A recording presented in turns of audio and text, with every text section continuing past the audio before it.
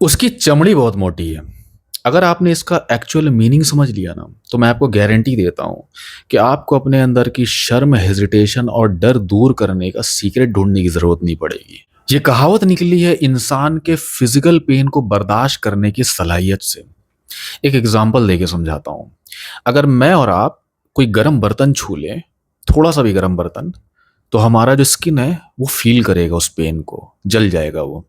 लेकिन जो लोग हीट में काम करते हैं, भट्टी में काम करते हैं, इवन हमारे जो घर की औरतें होती हैं, जो किचन में काम करती हैं, जो हीट से हर वक़्त एक्सपोज़्ड होती हैं, उनका जो स्किन होता है ना, उसमें जो पेन रिसेप्टर होता है, वो धीरे-धीरे अपनी सेंसिटिविटी लूज़ करने लगता है।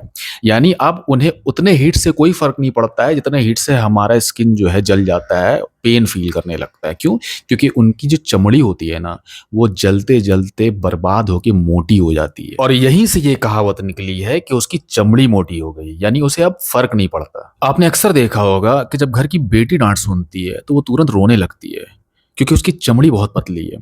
उसके अंदर जो पेन को फ़ील करने की जो सलाहियत है ना, वो बहुत ज़्यादा कम है क्योंकि उसका जो पेन रिसेप्टर है, वो बहुत ज़्यादा सेंसिटिव है। इसीलिए उसे थोड़े से डाँट में ही असर होना स्टार्ट हो जाता है और वो रोने लगती है। लेकिन एट द सेम टाइम जब बेटा डाँट सुनता है, तो बहुत रेयरली ऐसा होता है कि आप बेटे को रोते हुए देखो। क्योंकि उसके अंदर का जो पेन रिसेप्टर होता है ना, वो बार-बार डाँट सुनते-सुनते, क्योंकि उसका रोज़ का काम है डाँट सुनने का, धीरे-धीरे अपनी सेंसिटिविटी लूज़ कर देता है, यानी उसकी चमड़ी मोटी हो जाती है। अब उसे असर नहीं होता, यानी उसके जो पेन को बर्दाश्त करने की सलाहियत है ना, वो सिग्निफिकेंटली हाई होती है एज़ कंपेयर टू बेटी। यानी बात बहुत सिंपल है।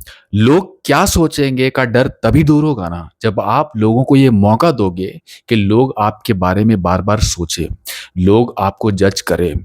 आपको अपने आप को उस सिचुएशन में रखना होगा कि लोग आपको जज करें। आपको लोग जितना ज़्यादा जज करेंगे ना, आप अपनी सेंसिटिविटी उतनी ज़्यादा लूज़ करोगे, जिसकी वजह से आपको वो पेन ऑफ एम्बैरेसमेंट फ़ील होता है।